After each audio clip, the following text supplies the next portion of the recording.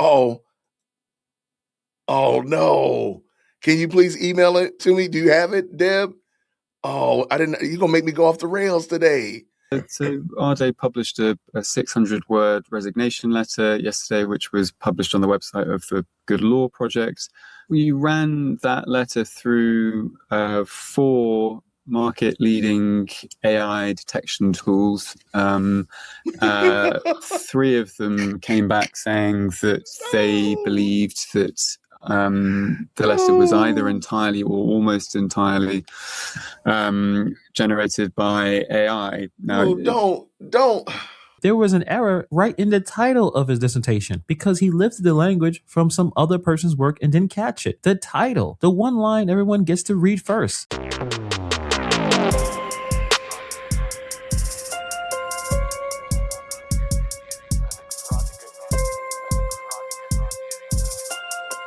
Have y'all heard about this professor at Cambridge University who basically finagled his way in? He's been lying about everything that he's done. Have y'all heard about this story? This story is crazy work. So let's pull this in. Let's talk about it. Pull this in. Grace and peace, everybody. Let me put me over here. Let's get at it. Green hearts in the chat where you can hear. Watch the. Oh, shout out to Hannibal's Hungry. We're going to be looking at him. We're going to look at 2 of his videos today, by the way. All right, let's go. Well, we start with this most amazing story, front page of the Mail and other papers. Plagiarism professor resigns as Cambridge investigate. Cambridge University professor at the center of a growing plagiarism controversy had... Wait, I don't like his name. Change your name, Mr. Jason Arday. So in 2023, he's the youngest Black professor at the University of Cambridge, professor of sociology and education, and a fellow of the Jesus College? Oh, my. Okay, we got has resigned from all his academic posts. Jason Arday, professor of sociology, who became Cambridge's youngest Black professor in 2023, resigned last night under immense pressure because it suggested that he's basically made up his whole life story.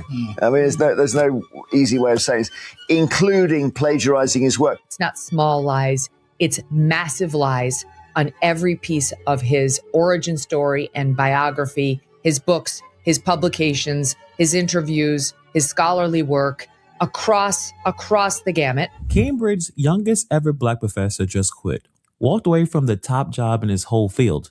Why? Because the receipts came out, and once you see them, you cannot unsee them.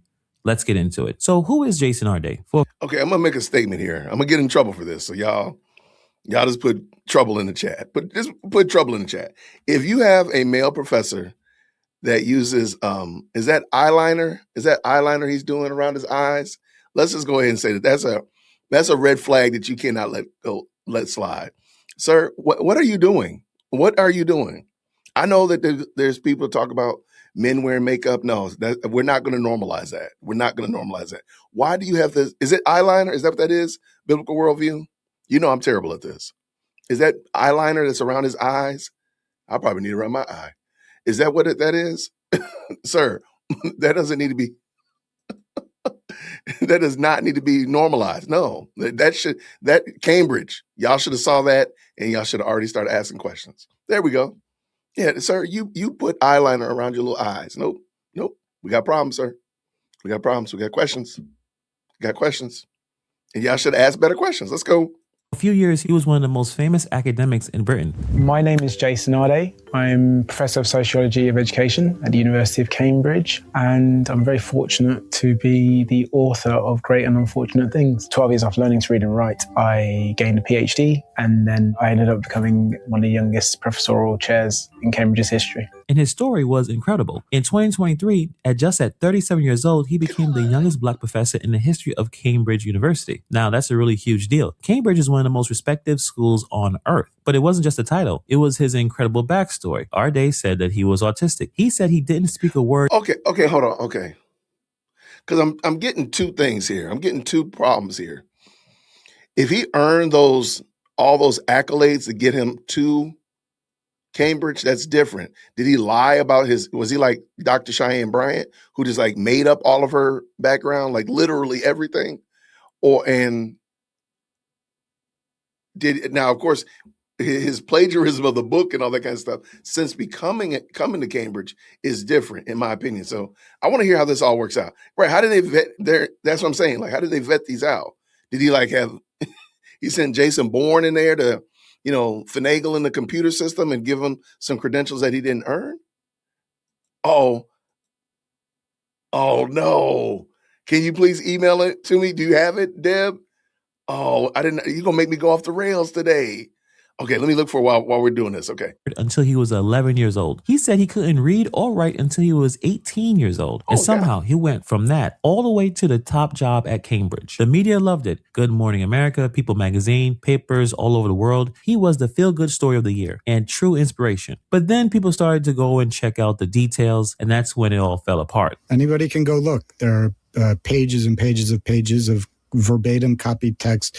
Cambridge flat out denied the plagiarism charge, even though we can see with our own eyes the text side by side, very extensive examples.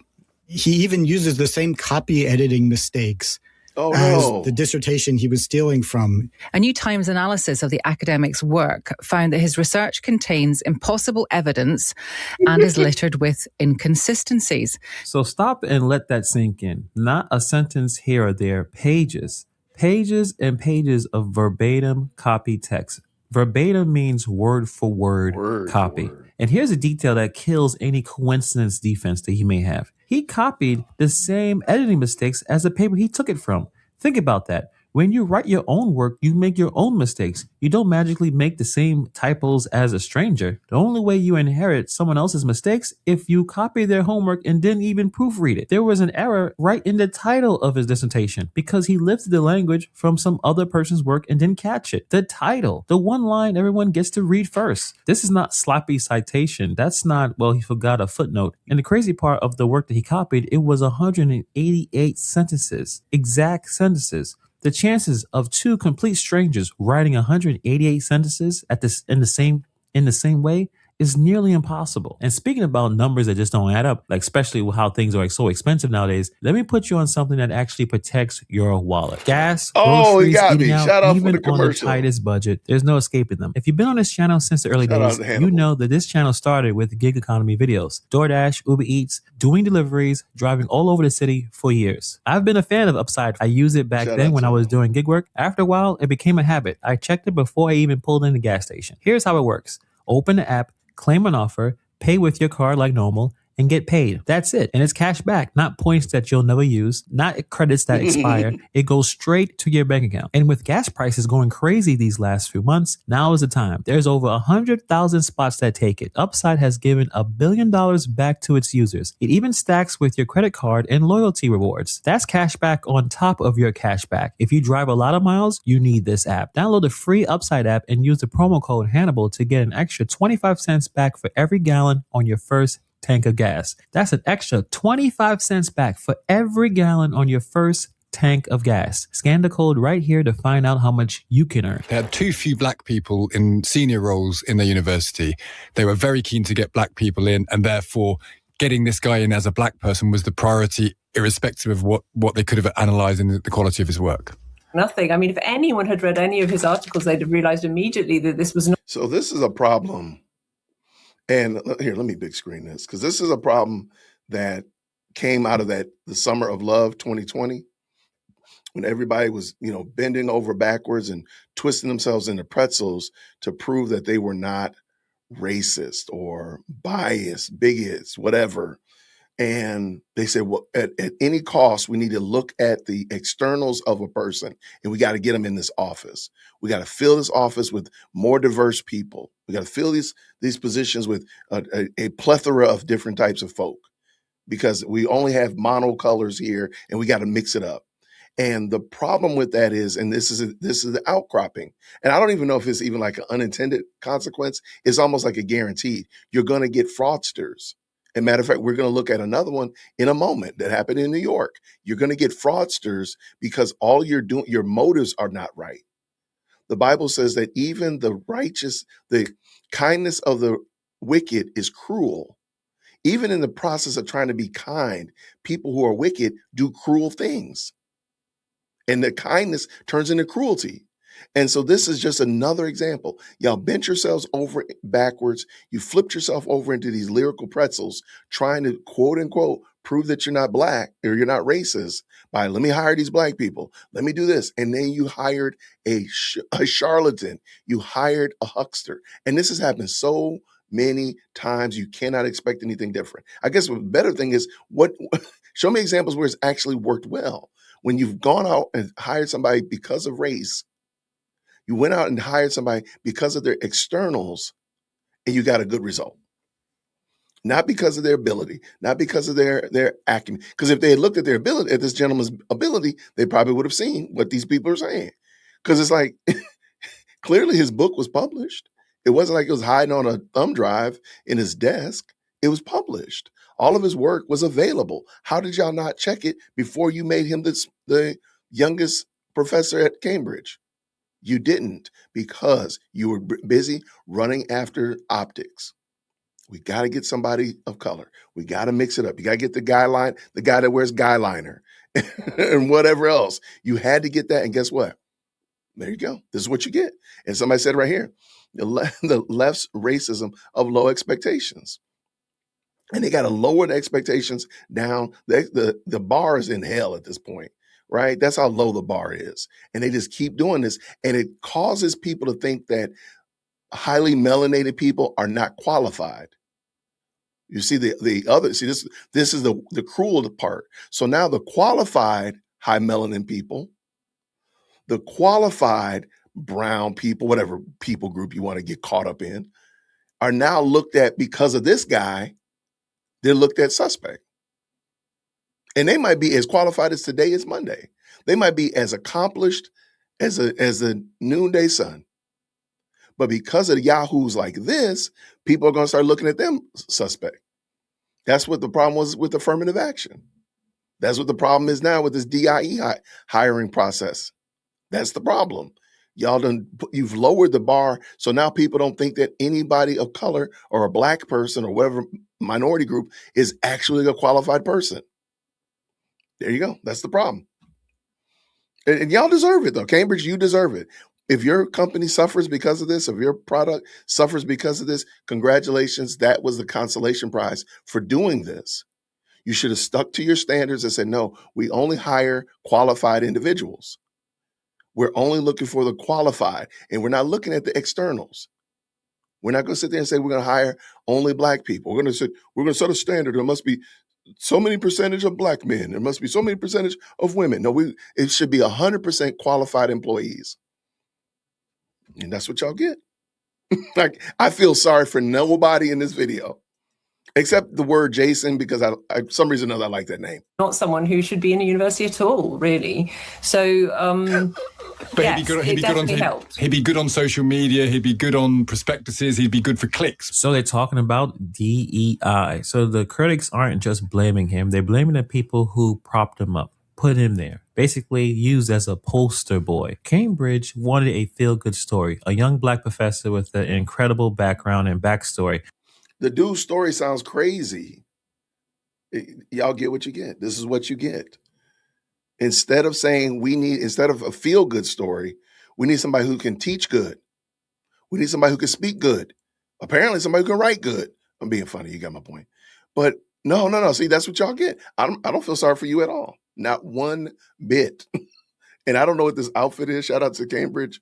That outfit, this picture right here is suspect. Let's go.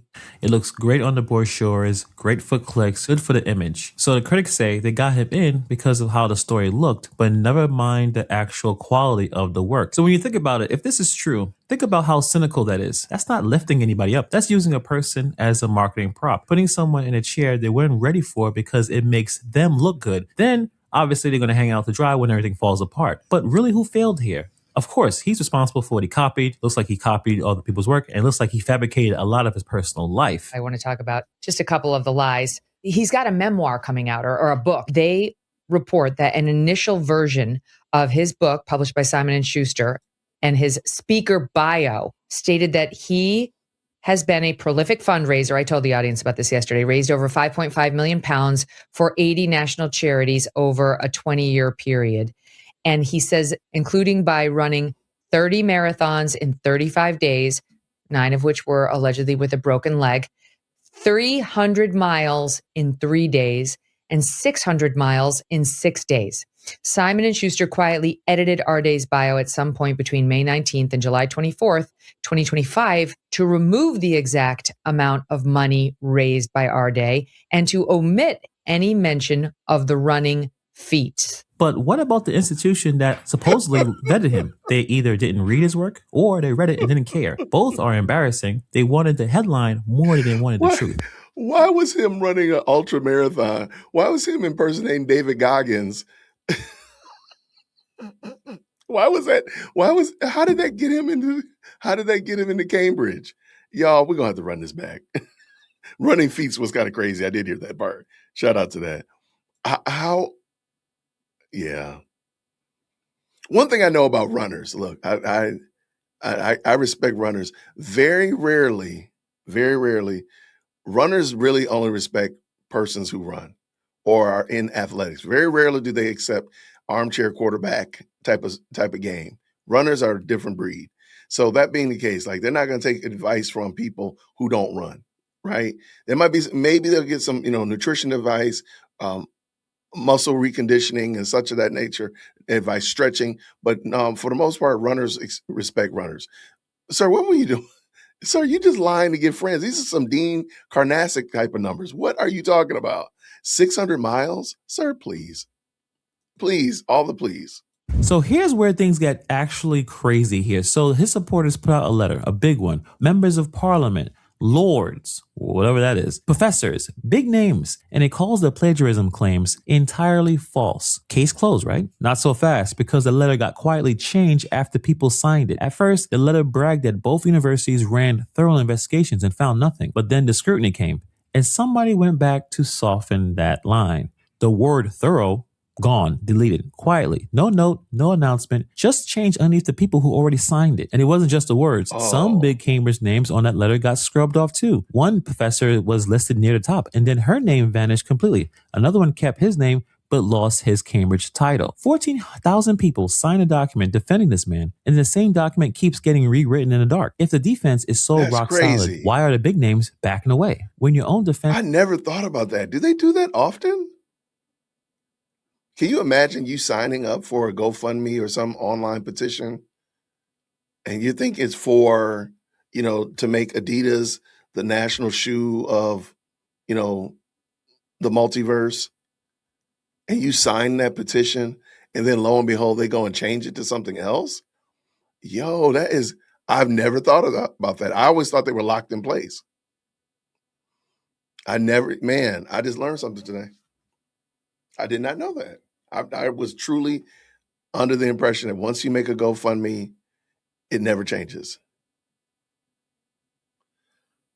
I did not know that. Okay. This letter starts changing a story, that tells you something. Innocent things don't need constant cleanup.